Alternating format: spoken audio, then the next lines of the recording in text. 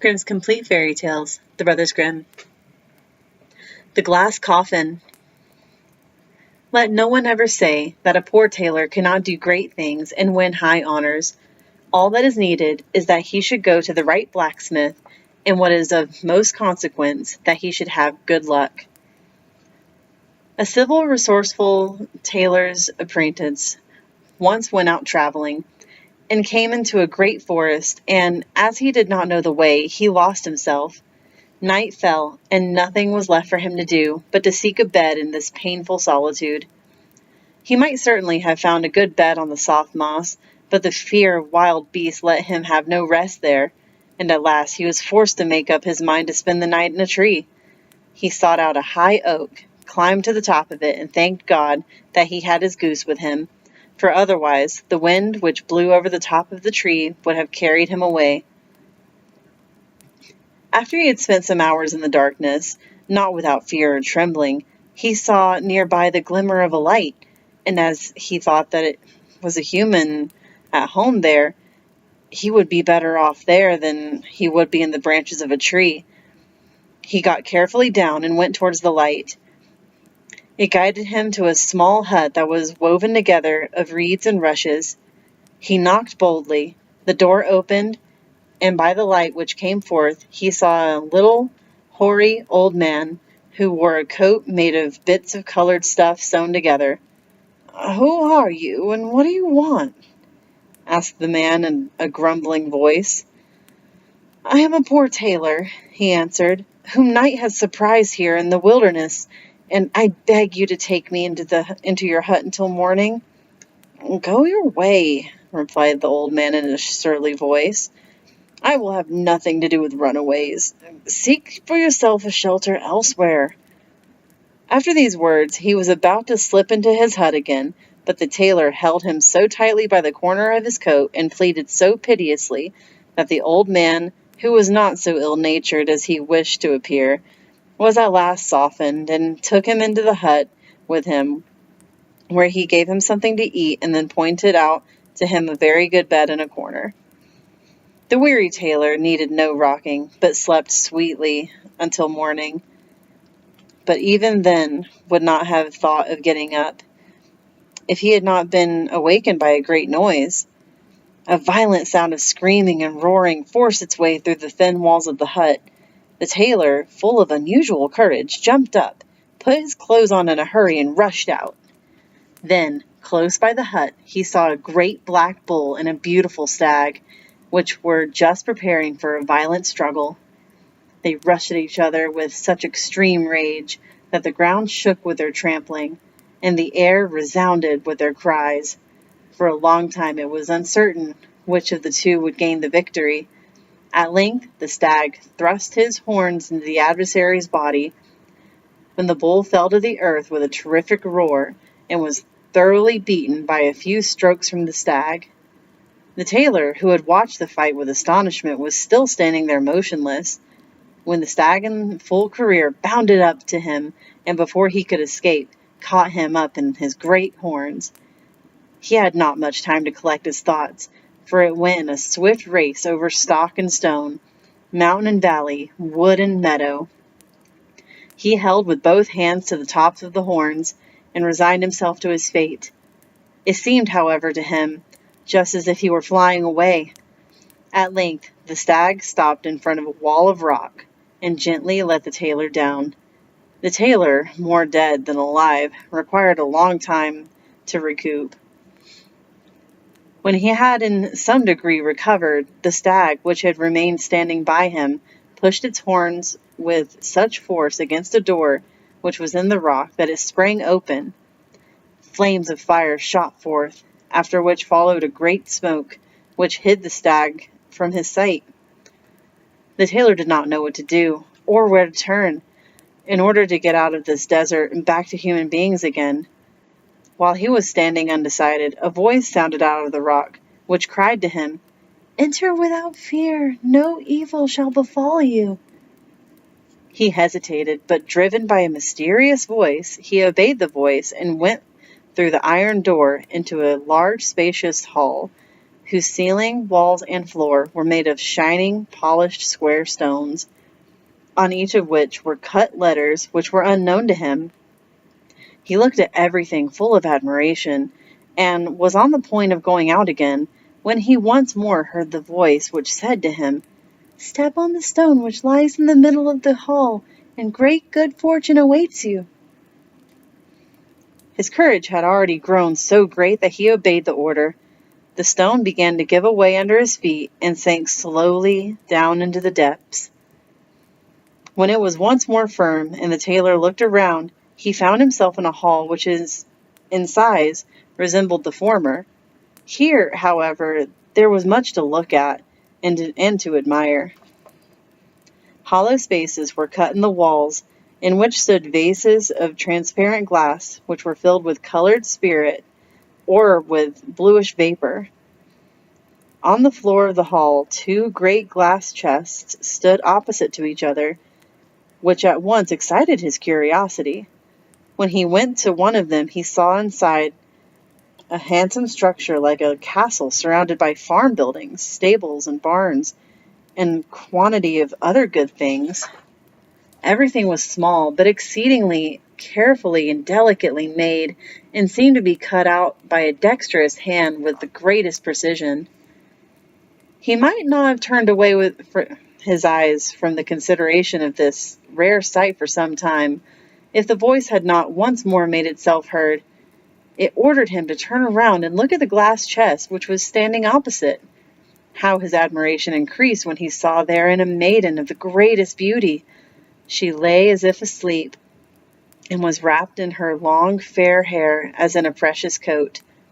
Her eyes were closely shut, but the brightness of her complexion and ribbon which her breathing moved to and fro left no doubt that she was alive.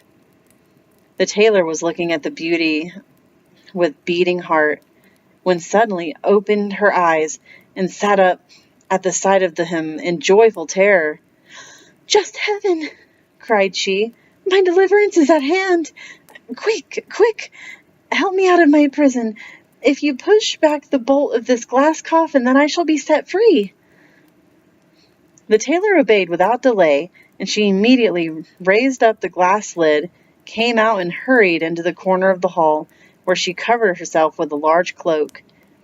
Then she seated herself on a stone, ordered the young man to come to her, and after she had imprinted a friendly kiss on his lips, she said, "My long-desired deliverer, kind heaven has guided you to me, and put an end to my sorrows. On the same day when they end, shall your happiness begin. You are the husband chosen for me by heaven, and shall pass your life in unbroken joy, loved by me, and rich to overflowing in every earthly possession.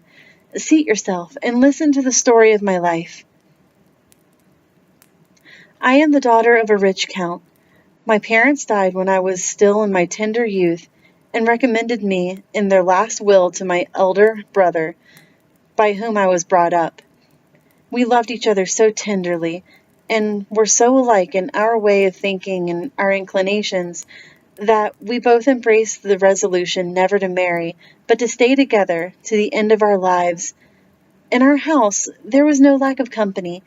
Neighbors and friends visited us often, and we showed the greatest hospitality to everyone. So it came to pass one evening that a stranger came riding to our castle, and under pretext of not being able to get on to the next place, he begged for shelter for the night. We granted his request with ready courtesy, and he entertained us in the most agreeable manner during supper by conversation intermingled with stories. My brother liked the stranger so much that he begged him to spend a couple nights with us, to which, after some hesitation, he consented. We did not rise from table until late in the night. The stranger was shown to room, and I hastened, as I was tired, to lay my limbs in my soft bed. Hardly had I slept for a short time when the sound of a faint, delightful music awoke me. As I could not conceive from where it came from, I wanted to summon my servant, who slept in the next room, But to my astonishment, I found that speech was taken away from me by an unknown force. I felt as if a mountain were weighing on my breast, and I was unable to make the very slightest sound.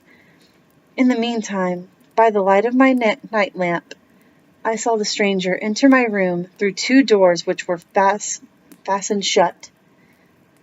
He came to me and said that by magic arts, which were at his command, he had caused the lovely music to sound in order to awaken me, and that he now forced his way through all fastenings with the intention of offering me his hand and heart. My repugnance to his magic arts was, however, so great that I gave him no answer. He remained for a time standing without moving, apparently with the idea of waiting for a favorable decision. But as I continued to keep silence, he angrily declared he would revenge himself and find means to punish my pride, and left the room. I passed the night in the greatest turmoil, and only fell asleep towards morning. When I awoke, I hurried to my brother, but I did not find him in his room. The attendants told me that he had ridden forth with the stranger to the chase by daybreak. I at once suspected nothing good. I dressed myself quickly, ordered my horse to be saddled, and accompanied only by one servant, rode full gallop to the forest. The servant fell with his horse, and could not follow me, for the horse had a broken foot. I pursued my way without halting, and in a few minutes I saw the stranger coming towards me with a beautiful stag, which he led by a cord. I asked him where he had left my brother, and how he had come by the stag, out of whose great eyes I saw tears flowing. Instead of answering me, he began to laugh loudly. I fell into a great rage at this, pulled out a pistol and discharged it at the monster, but the ball rebounded from his breast and went into my horse's head. I fell to the ground, and the stranger muttered some words which deprived me of consciousness. When I came to my senses again, I found myself in this underground cave in a glass coffin. The magician appeared once again and said he had changed my brother into a stag. My castle, with all that belonged to it, diminished in size by his magic, he had shut up in the other glass chest, and my people, who were all turned into smoke, he had confined to glass bottles. He told me that if I would now comply with his wish, it was an easy thing for him to put everything back to its former state, as he had nothing to do but to open the vessels, and everything would return once more to its natural form. I answered him as little as I had done the first time. He vanished and left me in my prison, in which a deep sleep came on me.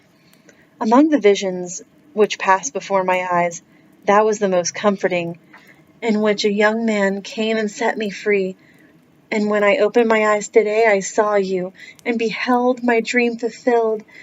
Help me to accomplish the other things from which happened in those visions. The first is that we lift the glass chest, in which my castle is enclosed, onto that broad stone. As soon as the maiden was laden, it began to rise up on high with the maiden and the young man, and mounted through the opening of the ceiling into the upper hall, from whence they then could easily reach the open air. Here the maiden opened the lid, and it was marvelous to behold how the house, the castle, and the farm buildings were all enclosed, and stretched themselves out and grew to their natural size with the greatest rapidity. After this, the maiden and the tailor returned to the cave beneath the earth, and had the vessels, which were filled with smoke, carried up by the stone. The maiden had scarcely opened the bottles when the blue smoke rushed out and changed itself into living men, in whom she recognized her servants and her people. Her joy was still more increased when her brother, who had killed the magician in the form of a bull, came out of the forest towards them in his human form, and on the same day the maiden, in accordance with her promise, gave her hand at the altar to the lucky tailor.